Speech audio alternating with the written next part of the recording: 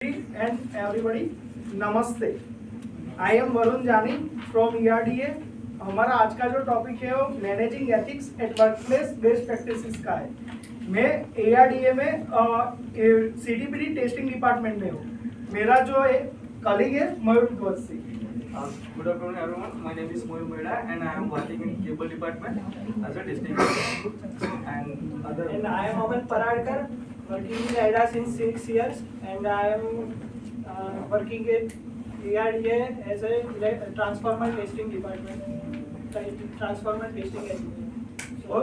और हम आज एक स्किट के माध्यम से हमारा जो आज का टॉपिक है वो दिखाएंगे। तो स्लाइड उतनी है नहीं, तो आप पूरा स्किट पे ध्यान रखिएगा, हमारा आपको निवेदन है। तो वी स्टार्ट। ये लक्ष्मी देवी कृपा करा रे बाबा। ये ओम टेलीफोन आय नमः, ओम ऑर्डर आय नमः, ओम पैसा आय नमः, ओम रुपयाय नमः। आला रे आला, ऑर्डर आला। हेलो हेलो, कौन? मैं बाबूराव गणपतराव आपटे। हाँ ठीक है, ऑर्डर लिखे। हाँ बताओ कितना भेजू? 2 चाहिए, वो भी एकदम चकाचक। अरे बाबा, हमारे यहाँ सारे ट्रांसफॉर्मर सब सुधा चकाचक ही मिलते हैं, कितना भेजू? क्या ट्रांसफॉर्मर? ये आपने ऑटो गैराज नहीं है? अरे ऑटो गैराज? अरे बाबा ये ऑटो गैराज नहीं है, ये आपका ट्रांसफॉर्मर है। तो फोन देख रहे, फोन देख। क्या बाबू भैया सुबह सुबह चिल्ला रहे हो यार? और थोड़ा तो ध्यान रखे, हमारे कर्मचारी बाहर काम कर रहे हैं, थोड़ा तो मेहनत रखे यार। वो श्याम सुबह सुबह क्या बाबू भैया को ज्ञान दे रहा है? और हाँ बाबू भैया, क्या हुआ? बाहर तक आवाज आ रही है। अरे यार ये सुबह सुबह रॉन्ग नंबर ने पूरा दिमाग बिगाड़ दिया यार मेरा। ये शाम तो इधर आ रहे। बोलो बाबू भैया। ये लो 2000 रुपए लो। थैंक यू बाबू भैया। थैंक यू लगता रहे, बाहर जाए किसी को खंबे की बोतल लेने भेजो रे। क्या खंबा? बाबू भैया थोड़ा तो ध्यान रखे यार, आप कंपनी में हो और कंपनी के भी कुछ रूल्स और उसूल्स होते हैं, और आप तो कंपनी का मालिक हो, वो भी 50% के यार। हाँ, मैं 50% का मालिक हूँ, तो आप दोनों भी तो 50% के मालिक हो ना। हाँ वो बात सही है। ओ श्याम, क्या ठीक है, ये तू मत घूम रहे इनके साथ, मत घूम। और हाँ बाबू भैया, अगर आप 50% के मालिक हुए तो हम दोनों तो 25% के ही मालिक हुए ना। ये अक्ल ऐसा आ गया है, लेकिन बिल्कुल भी अक्ल नहीं आई है। अरे ये सब छोड़ो, देखो एक मस्त न्यूज लाया हो। ये आ रहे। यूटिलिटी का एक बहुत बड़ा टेंडर निकला है। यूटिलिटी वालों को 10,000 ट्रांसफॉर्मर चाहिए। सोचो बाबू भैया, सोचो राजू, अगर ये टेंडर हमें मिल गया तो क्या बाबू भैया, नई गाड़ी, नया बंगला और बड़ी कंपनी बाबू भैया। और हाँ बाबू भैया, अगर ये हो गया तो लोग अदानी और अंबानी के बाद आपटे लिखेंगे, आपटे लिखेंगे। देवा पैसा ही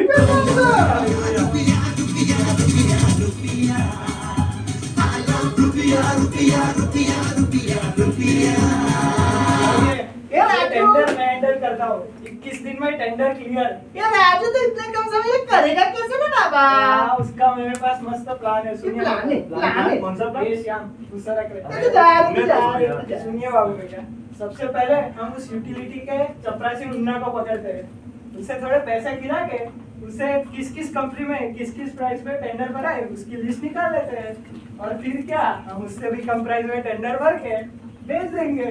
और हाँ, अगर हमारा ट्रांसफॉर्मर उस प्राइस में नहीं भी बैठा तो थोड़े लो क्वालिटी का मटेरियल यूज करके बेच देंगे।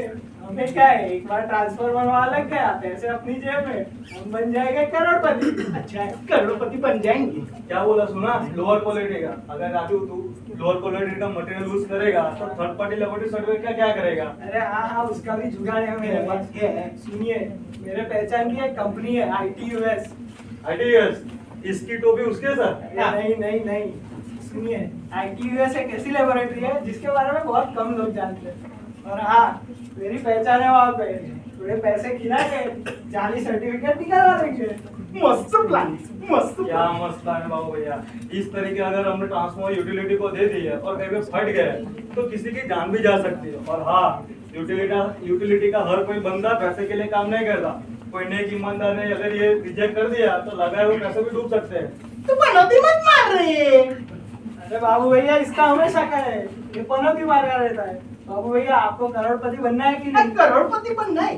बाबू भैया, इस तरीके से आपको करोड़पति नहीं रोडपति बना देगा। और ये जो बड़े बड़े सपने दिखा रहे हैं ना, बड़े बड़े बंगले नहीं मिलेंगे, बड़े बड़े पत्थर मिलेंगे। वो भी तोड़ने के लिए। और हाँ, रहने को 10 बाय 10 की कोठरी और खाने को सूखी रोटी। और हाँ राजू, कंपनी में ताला लगेगा वो तो अलग से। और बाबू भैया, इस चक्कर में कहीं जेल ना हो जाए। जेल हो गया रे बाबा? नहीं बाबू भैया आप भी अपनी सेटिंग है इंस्पेक्टर कायतोंडे के साथ। सेटिंग है। सब चीज में बस।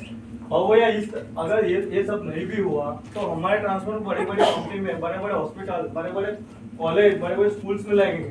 और इस तरह से अगर ये मटेरियल फेल होता रहेगा तो कितने मासूम लोग परेशान होते रहेंगे। और हाँ, हमारे प्रधानमंत्री जी का सपना गाँव 24 घंटे बिजली का क्या होगा?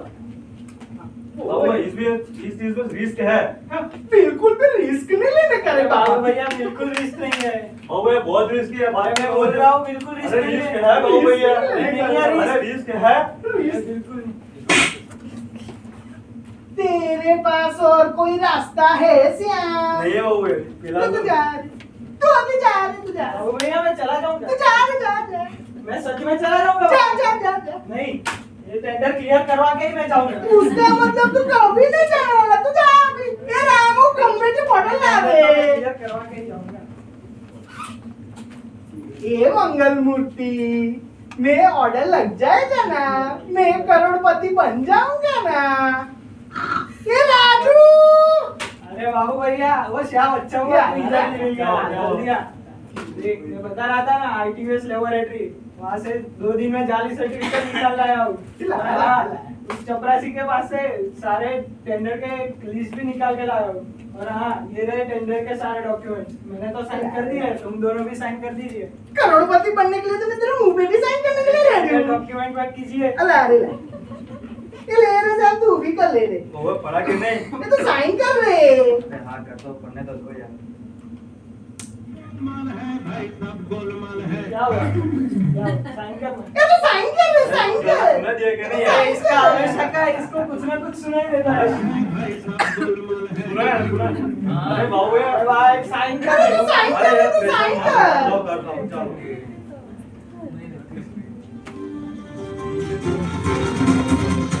ये क्या है? ये पार्किंग न्यूज। बाबू भाई, बार्किंग नहीं, ब्रेकिंग बोलते हैं, ब्रेकिंग। कोल्हापुर में यूटिलिटी के 15 ट्रांसफार्मर से फटने से हुए अफरा तफरी संपर्क, तो क्या लिखा है ये? शहर में छाया अंधेरे का राज, यूटिलिटी वालों ने डाला है ट्रांसफॉर्मर कंपनी पे इल्जाम। ट्रांसफार्मर कंपनी का मालिक राजशाही है फरार। सूत्रों के द्वारा पता चला है ITVS लेबोरेटरी में हुई थी ट्रांसफार्मर की जांच। बहुत बड़े कौभांड का हो सकता है खुलासा। फैसला आने तक हुई है इस लेबोरेटरी के सर्टिफिकेट की मान्यता रद्द। ट्रांसफार्मर कंपनी के भुगतना पड़ सकता है बहुत बड़ा जुर्माना, इससे के पैसे देने पड़ेंगे हमें। आओ भैया, पैसे की बात छोड़ो, ये तो वही कंपनी है जिसके सर्टिफिकेट राजू लेके आया था। ITVS। अरे बाबा, ये तो वही सर्टिफिकेट है। सेटिंग के तो सारे पैसे गए, टेंडर भी अपना चला जाएगा। अरे बाबा, उठा ले रे, उठा ले। मेरे को नहीं दिया, राजू वाले को उठा ले रे बाबा। मेरे को तो एकदम से धक धक हो रहा है श्याम। अरे बाबू भैया, उठिए। बता। इतनी भी देरी नहीं हुई है। आप उस दिन बोल रहे थे ना, श्याम तेरे पास कोई रास्ता है, तो उसी दिन मैंने अपने एक संपर्क ट्रांसफर दूसरी कंपनी में भिजवा दिए थे। ऐसी तो कौन सी कंपनी? एडा, इलेक्ट्रिकल रिसर्च एंड लेबोरेटरी। और श्याम क्यों अपने पैरों पे कुल्हाड़ी मार रहा है? क्यों? अरे वहाँ तो इस राजू का भी सेटिंग नहीं चलता है।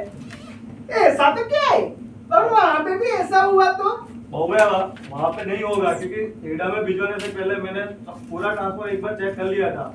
और एडा ऐसा नहीं करेगी, क्योंकि एडा एक impartial, transparent and independent laboratory है, जो कि हर इलेक्ट्रिकल इक्विपमेंट का टेस्टिंग, कैलिब्रेशन एंड R&D करती है। और हाँ, bureau of Indian standard, BIS? हाँ वही BIS, वो भी अपने 70 से 80% ट्रांसफॉर्मर एडा में भिजवाती है। और हाँ बाबू भाई, आपको आस्था तो मालूम ही है। आस्था, अनुराधा की छोटी बहन, तेरी साली। अरे आस्था नहीं, आस्था, इंटरटेक आस्था। अच्छा। यूके वाली इंटरनेशनल सर्टिफिकेशन बॉडी, वो भी अपने सर्टिफिकेशन एडा के टेस्टिंग की वजह से करवाती है। अच्छा। हाँ, लेकिन बाबू भैया एक बार इससे पूछ लीजिए, क्या एडा 2 दिन में सर्टिफिकेट दे देगा? हाँ, ये होगा। ओ भाई, माना कि जो समय टेस्टिंग में लगेगा उतना तो लगेगा ही, मगर हाँ, एक बार एडा से मिले सर्टिफिकेट पे कोई आंगली उठाने से पहले 2 बार सोचेगा। हाँ चल ठीक है। ऐसा तो क्या है? ओ भाई, एथिक्स। Ethics? पूछो इस राजू से, सुना भी है क्या एथिक्स के बारे में? मालूम है चल अपने बाप को मत सिखा। बता बता क्या है? अरे वो होता है, आपको नहीं बाबू पता ये तो चलेगा। कुछ नहीं मालूम है, बाप पे जाता भेजो उसको ये तो जा रे, तो जा अरे करो, आपको जो तो करना है, जा, चलो। तो निकल। ए श्याम, हाँ, क्या भाई। है? बाबू ये एथिक्स माने डू द राइट थिंग, मतलब जो सही है उसको सही तरीके से करने का, और जो सही नहीं है उसको डू द थिंग्स राइट, मतलब गलत को सही करने का।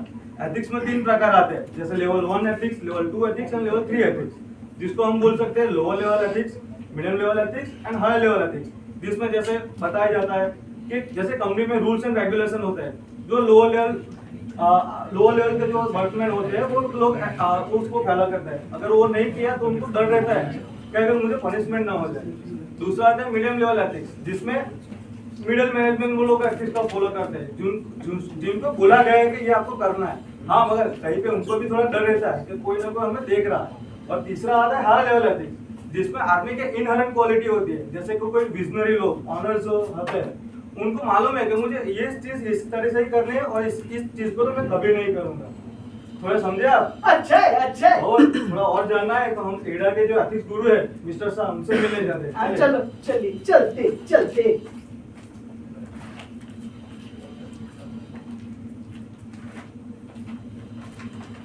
हाय, गुड मॉर्निंग सर। अरे मिस्टर श्याम, कैसे हो आप? बस बढ़िया सर। और आप हो गए बाबूराव। पहचानते अरे पहचानते। आपको कौन नहीं जानता है? हाँ तो बताइए, आपकी कैसे हेल्प कर सकता हूँ? सर जैसे हमारी टेलीफोन पे बात हुई थी कि हमें थोड़ा एथिक्स के बारे में जानना था, आप क्या जी बिल्कुल बिल्कुल, प्लीज बैठ जाइए, मैं आपको बता दूँ। तो किसी भी कंपनी के लॉन्ग टर्म ग्रोथ के लिए उसमें एथिक्स का होना और स्पेशली वर्क एथिक्स का होना बहुत ही मूल्यवान है।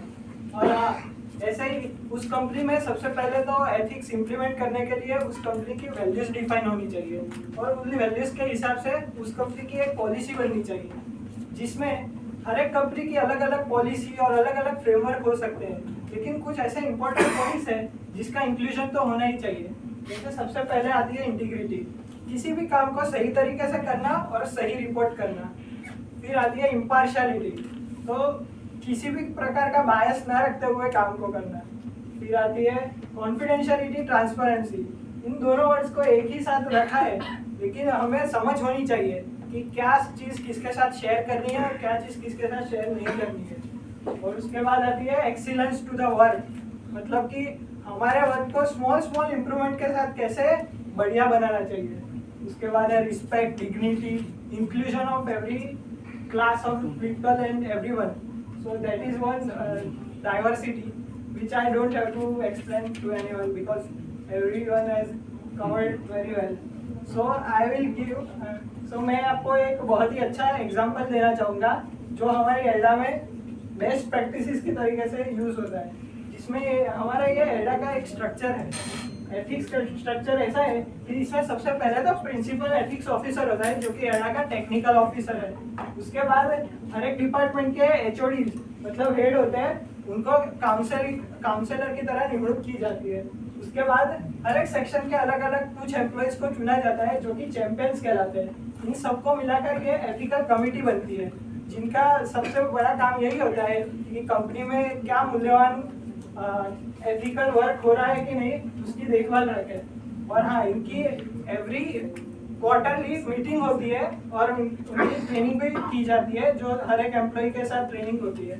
और उस ट्रेनिंग का भी एजेंडा यही रहता है कि वो एथिकल वर्क हो रहा है कि नहीं कंपनी में, उसका ध्यान रखें। और इसके अलावा मैं आपको एक बात बताना चाहूँगा कि हमारे कंपनी में ज्वाइनिंग के टाइम पे किसी भी एम्प्लॉय को एक कोड ऑफ कंडक्ट दिया जाता है, जिसमें और उसकी ट्रेनिंग भी दी जाती है, जिसमें उसकी साइन ली जाती है कि वो क्या काम सही तरीके से करेगा कि नहीं। और हाँ, इतना सब होने के बावजूद अगर कोई एम्प्लॉय कुछ अनएथिकल कार्य करते हुए पकड़ा जाए या देखा जाए तो उसे मैनेजमेंट के ध्यान में लाने के लिए या रिपोर्ट करने के लिए एक विसल ब्लोअर पॉलिसी का भी प्रावधान किया गया है। ए सैम, रिजर्व में क्या इससे सीटी मारनी है हमें? अरे बाबू भैया बैठो, सुन तो लीजिए। अरे हाँ बाबू भैया, एक प्रकार से इसमें सीटी ही मारनी है। जैसे फुटबॉल की गेम में अगर कोई प्लेयर फाउल करता है तो रेफरी सीटी मार के उसे चेतता है, उसी तरीके से अगर आपकी कंपनी में भी कोई एम्प्लॉय फाउल वर्क कर रहा है, मतलब कि अनएथिकल वर्क कर रहा है, तो उसको मैनेजमेंट के ध्यान में लाने के लिए ये पॉलिसी का प्रावधान किया गया है। और हाँ, इसी तरीके से अगर आप अपनी कंपनी में कार्य करते रहेंगे तो आपकी कंपनी का लॉन्ग टर्म ग्रोथ तो निश्चित है ही, लेकिन कंपनी के स्टेक होल्डर्स में उसका विश्वास भी बना रहेगा। अच्छा है, अच्छा है। चलिए हमारी कंपनी में भी कराएंगे training.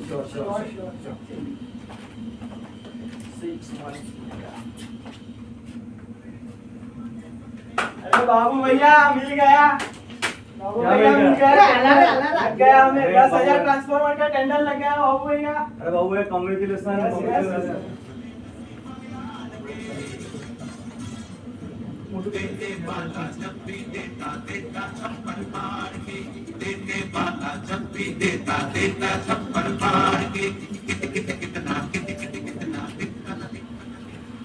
Thank you.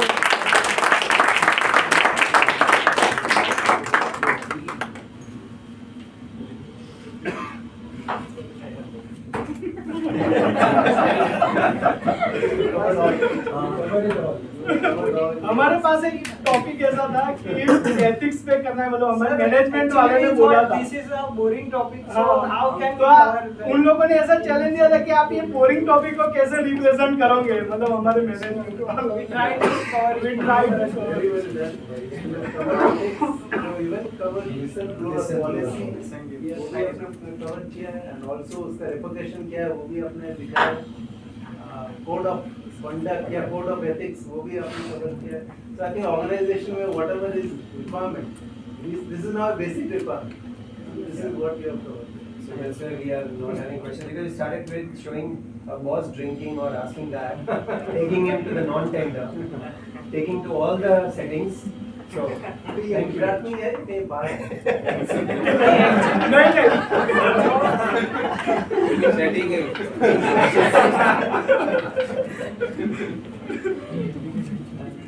Thank you. Well done, well done.